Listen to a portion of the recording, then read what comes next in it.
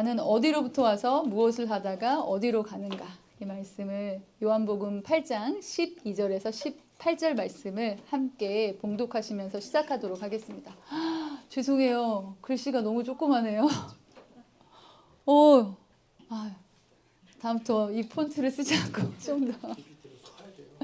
그렇네요. 네, 지금 제가 읽어드리도록 하겠습니다. 눈이 좋으신 젊으신 분들 같이 따라서 읽어주세요. 요한복음 8장 12절에서 18절 말씀입니다. 예수께서 또 일러 가라사대 나는 세상의 빛이니 나를 따르는 자는 어둠에 다니지 아니하고 생명의 빛을 얻으리라. 바리새인들이 가로되 내가 너를 위하여 증거하니 내 증거는 참되지 아니하도다. 예수께서 대답하여 가라사대 내가 나를 위하여 증거하여도 내 증거가 참되니 나는 내가 어디서 오며 어디로 가는 것을 알미오니와 너희는 내가 어디서 오며 어디로 가는 것을 알지 못하느니라. 너희는 육체를 따라 판단하나 나는 아무도 판단치 아니하노라. 만일 내가 판단하여도 내 판단이 참되니 이는 내가 혼자 있는 것이 아니요 나를 보내시니가 나와 함께 계심이라. 너희 율법에도 두 사람의 증거가 참되다 기록하였으니 내가 나를 위하여 증거하는 자가 되고 나를 보내신 아버지도 나를 위하여 증거하시느니라. 아멘. 인생의 가장 중요한 질문 중 하나는 나는 어디로부터 와서 무엇을 하다가 어디로 가는가입니다. 이 질문에 대한 대답이 분명하지 않은 사람은 쉽게 흔들립니다. 환경에 흔들리고 사람의 말에 흔들리고 어느 순간에는 자기 자신에게도 흔들리게 됩니다. 요한복음 8장 12절에서 예수님은 조금도 주저함 없이 자신의 정체성을 선언하십니다. 나는 세상의 빛이니 나를 따르는 자는 어둠에 다니지 아니하고 생명의 빛을 얻으리라. 예수님은 자신을 빛에 비유하지도 않으셨고요. 빛이 되기를 원한다고도 말씀하지 않으시고 예수님은 나는 세상의 빛이다 이렇게 선포하십니다. 이 선언에는 어떤 불안도 자기 의심도 없습니다. 왜냐하면 예수님은 자신이 어디서 왔고 무엇을 하다가 어디로 가는지 정확히 알고 계셨기 때문입니다. 이 말을 들은 바리새인들이 즉시 반박해요. 내가 너를 위하여 증거하니 내 증거는 참되지 않도다. 무슨 말이냐면 여러분 법정에 딱 썼을 때 법정에서 이 피고인의 증인이 피고인이 될 수 없잖아요. 피고인의 증인은 다른 사람이 돼야 되는 거예요. 적어도 두 사람이 같은 말을 해야 이 사람의 말이 증거가 되는데 아니 피고인이 일어나가지고 증인석에 와가지고 자기를 증언하시는 거예요. 그러니까 바리새인들이 뭐라 그랬어요? 이거는 무효하다. 네가 너를 증명할 수 없다. 너를 증명하는 건 다른 사람이어야 된다. 여러분 이게 굉장히 생소하게 들리지만요. 그들의 논리는 너의 정체성은 내가 말한다고 성립되는 게 아니야. 누군가에 의해서 증명해야 된다고 우기는 것입니다. 이 말은요 사실 오늘날 우리에게 끊임없이 던지는 말과 다르지 않습니다. 세상은 뭐라 그래요? 너를 증명해보아라. 결과로 말해봐라. 내 성취가 내 가치가 된다. 특별히 뭐요? 숫자로 너를 증명해보아라. 이렇게 요구하는 시대에 우리가 살고 있습니다. 그런데 예수님은요 그 반박에 한치도 물러서지 않고 이렇게 대답하세요. 내가 나를 위하여 증거하여도 내 증거가 참되니 그것은 내가 어디서 오며 어디로 가는지를 나는 정확하게 알지만 너희가 어디서 와서 어디로 가는지를 모른다는 거죠. 그래서 예수님은 그 정체성의 핵심을 정확하게 짚으세요. 정체성이란 사람들이 나를 어떻게 평가하느냐가 문제가 아니라 내가 어디서 왔고 무엇을 하다가 어디로 가는지를 정확하게 아는 게 문제라고 말씀하십니다. 여러분 혹시 여러분은 어디서 오셔서 무엇을 하다가 어디로 가시는지를 분명히 알고 계십니까? 이것은 단지 내가 하나님께로부터 왔고 죽어서 천국 간다는 막연한 소망이 아니에요. 힘든 세상 어떻게든 버티다가 마지막에 겨우 천국에 방한칸 마련되어 있겠지 하는 소극적인 믿음과도 다릅니다. 여러분이 어디서 왔고 어디로 가는지를 능동적으로 믿는다는 건 뭐냐면 잘 들으세요. 내가 지금 처한 이 상황이 하나님께서 나에게 가장 적합하다고 허락하신 자리이며 지금 여러분과 함께하는 사람 옆에 한번 보세요. 동료들. 예, 지금 여러분과 함께하는 그 지긋지긋한 남편. 여러분이 좋든 싫든 여러분 앞에서 여러분에게 있어서 가장 완벽한 공동체라는 것을 여러분이 인정하는 것이고, 이 상황을 통해서 하나님께서 분명히 나에게 허락하신 훈련과 맡기신 비전과 사역이 이루어진다는 것을 받아들이는 것입니다. 여러분, 이것을 깨닫고 사는 사람들의 삶은요, 정말 달라요. 이 질문에 대한 답을 찾고 인생 전체가 달라진 한 사람을 소개하고 싶습니다. 그 사람은요, 전신마비로 47세에 생을 마감하기까지 무려 35년 동안 6병 남짓한 좁은 단판강에 누워 살았던 일본의 시인 미즈노 겐조입니다. 눈이 굉장히 반짝반짝하죠. 이 사람의 별명은 눈 깜빡이는 신이었어요. 이 사람은 초등학교 4학년 때 이지를 앓다가 고열로 뇌성마비를 겪고, 그 다음에 어떻게 됐냐면 듣고 보고 깨닫고, 인지는 손상을 당하지 않았어요. 듣고 보고 깨닫고 눈을 깜빡거리고 이 장기만 살아남고 모든 기능이 다 죽습니다. 여러분 생각해 보세요. 듣고 보고 깨닫고 인지하는 거 말고 이 소화기관만 말고 모든 기능이 다 죽는 거예요. 그래서 그 사람은 손가락 하나도 움직일 수 없고 일어설 수도 없는 그런 상태로 누워 지내야 했습니다. 근데 그 사람에게 두 사람이 있었어요. 한 사람은 어머니 우메지 여사였습니다. 그리고 다른 한 사람은 미야오 목사님이었어요. 미야오 목사님은 겐조에게 복음을 전했습니다. 성경을 읽도록 도와줬어요. 겐조는 한자를 읽기 어려워 라디오로 한자를 배우면서, 어머니는 그의 몸을 받쳐주고, 지금 제가 이분이 언제 태어났나 찾아봤어요. 그랬더니 이분이 1937년에 태어나신 분이세요. 그때 오디오 바이블 없었습니다. 여러분, 스마트폰 당연히 없었습니다. 그러니까 이분이 성경을 읽으려면 정말 고지곳대로 옆에 누군가 앉아서 성경을 넘겨줘야 되는 거예요. 어머니는 그의 몸을 받쳐 성경 책장을 넘겨주고 끝까지 함께 읽도록 도와줬습니다. 한 페이지를 어떨 땐 수십 번 읽어야 됐어요. 그 시간 속에서 겐조의 마음에는 하나님의 사랑과 그리스도의 구속의 은혜가 깊이 새겨졌습니다. 특히 사도 바울이 내 은혜가 내게 족하도다, 이는 내 능력이 약한 데서 온전하여짐이라. 이 말씀을 받은 겐조의 인생은 완전히 바뀌었어요. 그래서 자신의 병이 저주가 아니라 하나님께로 인도한 은혜의 통로였다고 고백하게 됩니다. 그 순간 그는 더 이상 불쌍한 장애인이 아니었어요. 그럼 뭐가 됐을까요? 하나님의 은혜 안에 사는 사람이 됐습니다. 자, 여러분, 자, 생각해 보세요. 생각해 보시자고요. 지금 눈 깜빡이고 보고 듣고 소화기관 이것만 살아있어요. 이 사람이 뭘 할 수 있을까요? 무엇으로 하나님께 찬양할 수 있을까요? 무엇으로 하나님께 영광 돌릴 수 있을까요? 이 사람이 눈을 깜빡거렸다 그랬잖아요. 그래서 일본의 그 하라카나, 그게 이제 50자가 된답니다. 그럼 이 사람이 눈으로 깜빡거리는 거예요. 그럼 이거 맞아? 이거 맞아? 이렇게 해가지고 50자를 이렇게 해가지고 이 사람이 시를 쓰기 시작해요. 시 한 편을 마치는데 10년이 걸립니다. 그리고 너무 안타깝게도 그의 어머니 우메지 여사는 그 그러니까 시 한 편이 맞춰지는 그 순간 돌아가셔요. 그리고 나서 아까 보여준 그 장면처럼 이제 젊은 친구들이 발런티어로 와서 계속해서 이분 앞에 글자를 놓고 이분이 깜빡깜빡하면 그거를 가지고 시를 씁니다. 겐조는 눈을 깜빡거리는 방식으로 시를 썼어요. 그리고 그렇게 10년 동안 한 글자씩 써내려간 시집이 바로 내 은혜가 내게 족하도다입니다. 근데 여러분 놀라운 거 뭔지 아세요? 이 시집은 일본 사회에 큰 감동을 줬어요. 일본에서 복음 전하기 진짜 힘들잖아요. 그런데 이 사람은 지금도 일본에서 가장 많이 복음을 전한 사람으로 기록되어 있습니다. 자, 그런데 저는 이분의 삶도 중요하지만 우메지 여사와 미야오 목사님의 삶을 한번 주목해 보고 싶어요. 우메지 여사가 내 아들도 다른 애들처럼 건강했으면, 내 아이들도 다른 아이처럼 일어설 수 있었으면, 여기에 포커스를 맞추고 자신의 삶을 충실하게 살지 않았다면 이런 시집은 나오지 않았을 거예요. 미야오 목사님이 세상에 그 멀쩡한 친구들 나가면 전도해 놓으면 뭐 교회에 헌금도 낼 수 있고 이런 사람들 복음 전하고 싶지 않았겠어요? 그런데 진짜 일어나 앉을 수도 없는 그 친구에게 매일 찾아가서 복음을 전했습니다. 저는 오늘 무슨 말씀을 하고 싶냐면요.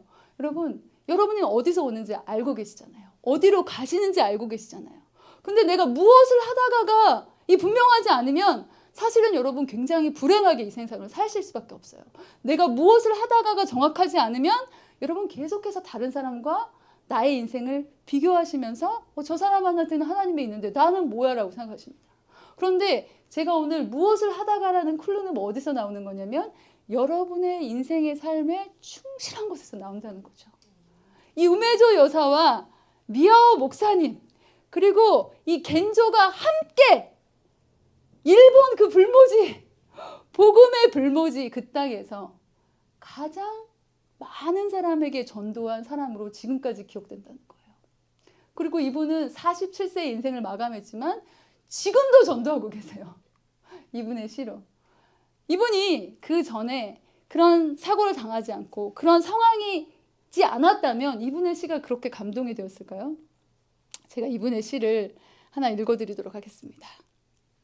너무 아름다운 시예요. 삶이라는 시입니다. 하나님의 크신 손 안에서 달팽이는 달팽이답게, 닭장 들꽃은 닭장 들꽃답게 피고, 개구리는 청개구리답게 울고, 하나님의 크신 손 안에서 나는 나답게 산다. 여러분답게 사시나요? 하나 더 읽어드릴게요. 마음속에라는 시입니다. 나의 마음속에 소망이 있네. 그리스도가 주셨다네. 근심 중에 있어도 변함이 없네. 아직 안 보이는 걸 기다리는 소망. 나의 마음속에 기쁨이 있네. 그리스도가 베풀어 주셨다네. 세월 흘러간데도 소멸치 않네. 세상에서 얻지 못할 기쁨이 있다네. 내가 전진해 나갈 한 길이 있네. 그리스도가 활짝 열어주셨다네. 어둠이 드리워도 헤매지 않네. 저 천국에 이르는 기쁨이 있는 그 길. 아멘. 여러분 무엇을 하다가는 여러분 잘 기억하세요. Here and now입니다. 사단은 여러분의 과거를 잡아요. 너 옛날에 그런 사람이었잖아. 이렇게 과거를 잡아요. 그리고 사단은 미래를 줘요. 지금에 만족하지 못하고 내가 만약 이런 식으로 허황된 생각을 하게 해요. 그런데 하나님은 여러분에게 지금 Here and now에 반응하게 하십니다. 제가 제 얘기를 잠깐 하고 또 이제 뒤에 또 이어서 해보도록 하겠습니다. 저는 작년에 재작년 헷갈려요 갑자기 1월이니까 재작년 More Than Enough를 만들고 그 다음부터 정말 그 마음이 아픈 친구들이 더 마음에 들어오기 시작했어요. 작년에 제가 어떤 전화를 받게 됩니다. 미국에 사는 아틀란타에 있는 한 권사님이셨어요. 아들이 있는데 31예요. 밖에를 안 나오고 있대요. 제가 그 친구랑 계속 이제 전화로 교제를 하면서 어느 날은 찾아가 봐야 되겠다. 그래서 제 돈으로 비행기표를 사서 어떤 분이 조금 후원을 해주시기도 했지만 그 친구를 만나러 갔습니다. 거기까지 갔는데 안 만나주시겠다는 거예요, 이분이. 그래서 얼르고 설레서 제가 그 친구를 2번 보고 왔습니다. 그렇게 혼자 방에 가둬 있었던 친구가 뭐 저를 2번 본다고 확 바뀌었겠어요? 근데 얼굴을 텄잖아요. 말을 텄잖아요. 그래서 제가 뭘 했냐면 매일 그 친구한테 거의 매일매일 제가 묵상 편지를 썼습니다. 되게 바쁘게 살거든요. 근데 아침에 일어나면 그 친구를 생각하면서 묵상 편지를 쓰고 그 어머니한테 그거를 번역해가지고 그 친구는 영어만 아는 친구여서 번역해서 그 어머니에게 묵상 편지를 쓴 게 지금까지 가고 있습니다. 근데 하나님이 얼마나 놀라운 일을 하고 계시냐면요. 제가 성경을 읽었지만 막 이거를 글로 써보진 않았어요. 솔직히 뭐 책으로 큐티를 해봤지만 그냥 깡 성경 가지고 제가 큐티를 한 건 이 친구를 위해서 한 거예요. 그런데 제가 아침마다 성경을 5장을 읽고 이 친구를 해서 묵상 편지를 쓰는데 와 놀랍게도 뭐 이제 설교가 써지는 거예요. 목사님이 저한테 이번 주 설교 2개 하라 그러셨거든요. 겁이 안 나죠. 오케이, I'm ready. 제가 묵상 그거를 써놓은 걸 보면 제가 설교를 써볼 수가 있겠는 거예요. 그래서 하나님께서 저를 6개월 동안 그렇게 훈련을 시키시고 청년들 전도사로 저를 임명을 하셨는데 겁이 안 나더라고요. 왜 제가 겁이 안 났을까요? 제가 Here and Now에 충실했어요. 아틀란타에 있는 그 친구를 보러 가라고 했을 때 Yes, Lord. 보러 갔습니다. 돌아와서 그 친구에게 바쁜 시간에도 묵상 편지를 써라 그랬을 때 Yes, Lord. 그렇게 순종했어요. 지금은 그 묵상 편지 쓰는 시간이 저한테 가장 기쁜 시간입니다. 그리고 하나님이 말씀으로 저를 얼마나 만나주시는지 몰라요. 여러분, 우리 요즘 사람들은 정신적인 질환을 가진 분들이 굉장히 많습니다. 중독적인 성향도 많이 가지고 있어요.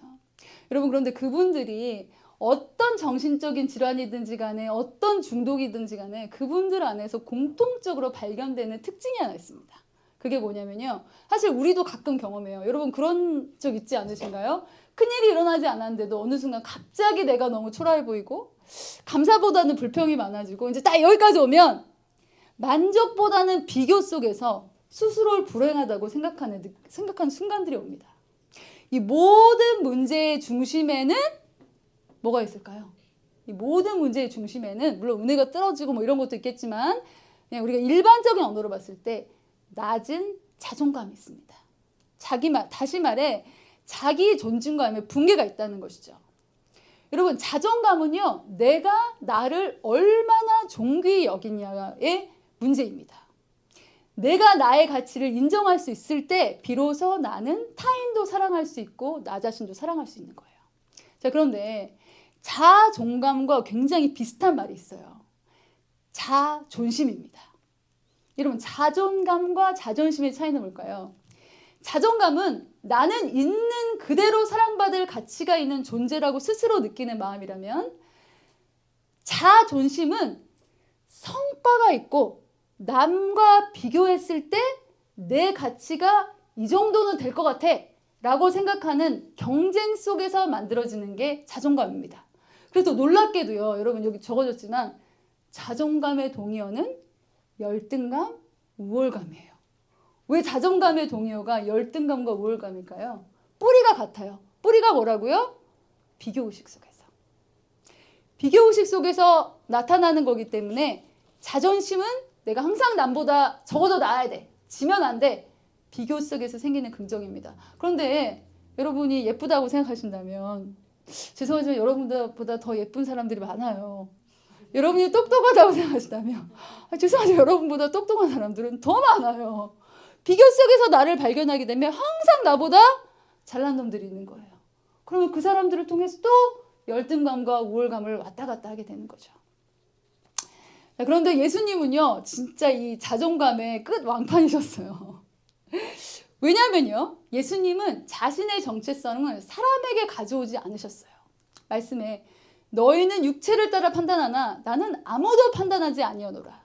만일 내가 판단하여도 내 판단이 참되니 진짜 이거 뭐 자존감이 뭐고 왕끈판이에요. 나는 내가 혼자 있는 것이 아니고 나를 보내신 이가 나와 함께 계심이라. 그러면서 결정적으로 이렇게 말씀하세요. 내가 나를 위하여 증거하는 자가 되고 나를 보내신 아버지도 나를 위해서 증거하느니 율법에서도 두 사람이 증인이 되면 충분한데 나는 아버지가 나를 인정해 주시면 충분하다. 그리고 그 다음 사람은 나면 된다. 그런데 우리는 어때요? 아버지가 우리를 인정해 주셔도 내가 아니라 또 다른 사람들한테 인정받기를 원하는 거예요. 나 어때? 나 좀 이 정도면 잘하지 않아? 이 정도면 괜찮지 않아? 계속해서 확인하고 싶어 하는 거죠. 그러니까 어떨 때는 그런 사람을 만나면 훅 자존감이 올라가고 그렇지 않으면 확 바닥으로 떨어지게 되는 것입니다. 여러분이 이 자존감이 확립되지 않으면요. 무엇을 하다가 이 대목에 꼭 막히게 돼 있어요. 왜냐하면 왜요? 여러분의 자존감을, 여러분의 정체성을 매일매일 다른 사람을 통해서 확인하고 싶어 한다면 여러분 그것을 만족해 줄 사람은 아무도 없습니다. 여러분 기억하세요. 여러분의 자존감은요. 하나님이 이미 You are more than enough. You are beautiful enough 라고 말씀하셨고 그 다음에 손바닥을 맞춰줄 사람은 다른 사람이 아니라 누구예요? 나면 되는 거예요.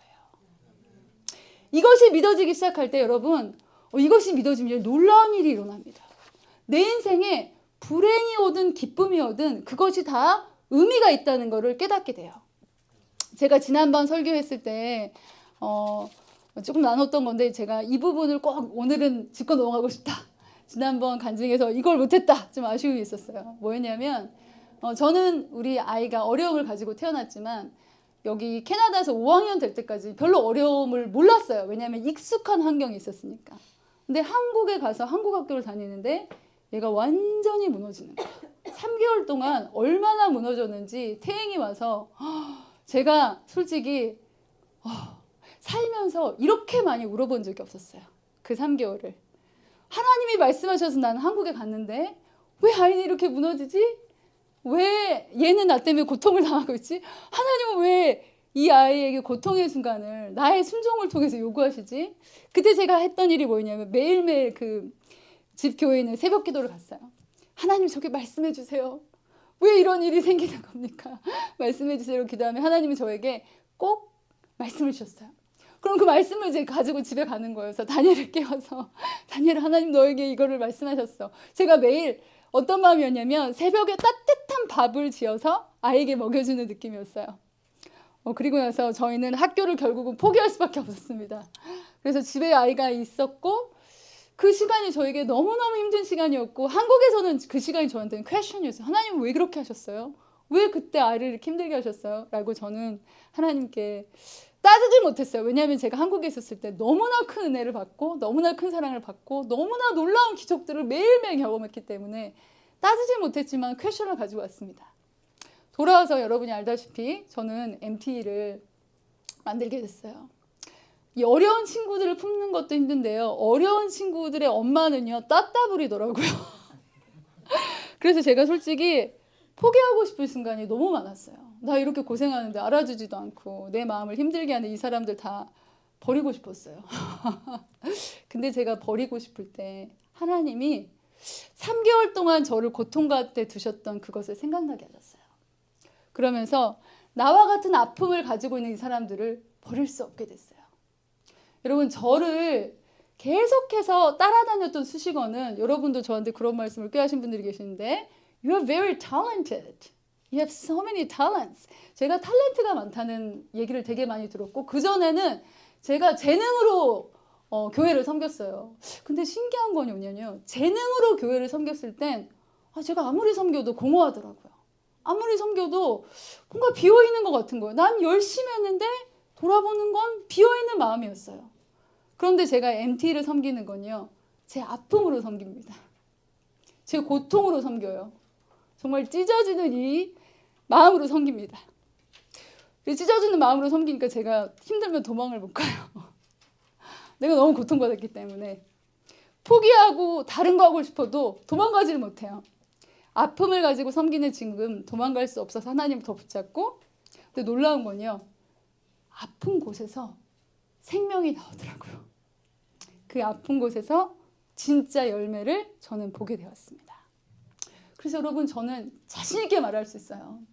여러분이 무엇을 하다가의 이 질문은 여러분이 당한 고난, 여러분이 아파하는 그 마음이 엄청난 약재료가 된다는 거. 엄청난 성령의 능력이 된다는 거. 하나님은 그것을 통해서 여러분에게 진짜 열매를 주시길 원하신다는 거예요. 여러분 겨우 어디서 왔고 어디로 가느냐에 만족하지 마세요. 무엇을 하다가 이 질문에 성실하게 대답하실 때 여러분의 인생은 놀라워질 거예요. 어제 목사님이 사도 바울 얘기하셨잖아요. 저 그거 할게요. 하나님 저 사도 바울 저 시켜주세요. 저 어제 그렇게 기도하면서 통역했어요. 여러분 그런 마음 있지 않으십니까? 사도 바울이 제가 이것도 큐티를 통해서 제가 배운 건데 사도 바울이 세 가지 뭐라 그럴까요? 사도 바울의 열정을 keep going하게 했던 게 세 가지더라고요. 뭐라고 말하고 있냐면 하나는 믿음이에요. 그리고 두 번째는 눈물이라고 나와 있었어요. 그래서 제가 생각했어요. 무슨 눈물일까? 무슨 눈물일까? 저는 그냥 제 생각입니다. 큐티하면서 들었던 생각은 사도 바울이 굉장히 하나님의 사람들을 핍박했잖아요. 그 얼마나 많은 후회와 아픔이 있었을까? 내가 그렇게 그 사람들을 핍박했는데 저처럼 그 고난받는 그 자리에서 정말 멈출 수 없는 그 눈물, 그 후회와 회개의 눈물이 아니었을까? 그리고 그 다음에가 고난이었어요. 세 가지. 믿음, 눈물, 고난. 네. 여러분의 눈물이 있는 곳에 하나님의 역사가 있습니다. 여러분의 아픔이 있는 곳에 여러분이 무엇을 하다가가 정해져 있어요. 이 무엇을 하다가가 정확하지 않은 사람이 어떻게 사도 바울처럼 사용되겠어요. 하나님 겨우 그냥 이렇게 살다가 그냥 천국에 방 한 칸 주세요. 뭐 그 정도면 나쁘지 않습니다. 이런 식으로 살아서 뭘 하겠어요, 우리가.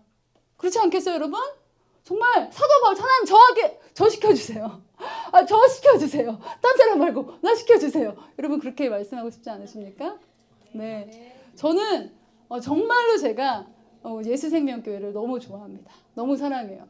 왜냐하면 우리 다 같이 천국에 갈 때까지 무엇을 하다가 그 질문 앞에 손 꽁꽁 잡고 가야 되잖아요. 어떻게 우리가 이 길을 혼자 가겠어요. 우리 서로에게 무엇을 하다가를 같이 리마인드 해주고 같이 갑시다 하면서 정말 하나님의 구원의 역사를 함께 이뤄갔으면 좋겠습니다.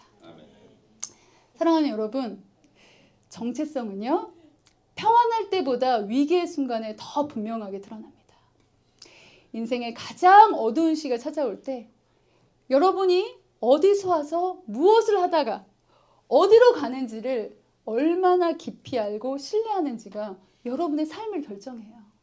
그렇지 않으면 제가 말하는 것처럼 조금만 어려운 일이라도 흔들려요. 주님이 막 너무 의심이 돼. 진짜 저 사랑하세요? 진짜 저 사랑하세요? 자, 그런데 하나님이 여러분을 무엇을 하다가에 대한 답을 어떤 순간을 통해서도 주기를 원하십니다. 그것을 기억하셨으면 좋겠어요. 그래서 저는 이렇게 생각해요. 저는 힘든 일이 올 때 저는 이렇게 상상을 합니다. 거룩한 상상을 해요. 무슨 상상을 하냐면 나는 넘어져도 어차피 꽃밭이다. 그렇잖아요. 고난 당하면 또 고난으로 무기를 주실 거고 또 좋은 일이 있으면 좋은 일로 하나님 나를 안식에 누리게 하실 거고 뭐 넘어져도 이렇게 넘어져도 꽃밭이고 이렇게 넘어져도 꽃밭이고 이렇게 넘어져도 꽃밭이라는 그런 생각을 하고 있어요. 왜냐하면 여러분 예수님이 빛이 되세요. 예수님의 빛이 내 삶을 절대적으로 인도하시기 때문에 내가 어디서 와서 무엇을 하다가 어디로 가는지를 분명하게 아는 사람은 어두움 가운데 주님의 빛을 더 분명하게 보게 될 것입니다. 그리고 그 빛을 따라가는 삶은 반드시 생명으로 연결될 거예요. 여러분 2026년 세상이 어떻게 변할지 몰라 두려우십니까? 걱정하지 마세요. 나는 세상의 빛이니 나를 따르는 자는 어둠을 다니지 아니하고 생명의 빛을 얻으리라. 이 어두움 가운데 빛 대신 예수님을 만나 그분의 빛 가운데서 여러분의 정체성이 더욱 분명해지시며 나는 어디로 와서 무엇을 하다가 어디로 가느냐에 대한 분명한 답을 가지고 여러분 남한테 꼴리지 않는 이 절대적인 하나님이 인정하시고 내가 박수를 쫙 내는 절대적인 자존감의 끝 완판 우리 한번 다 되셨으면 좋겠습니다. 아멘.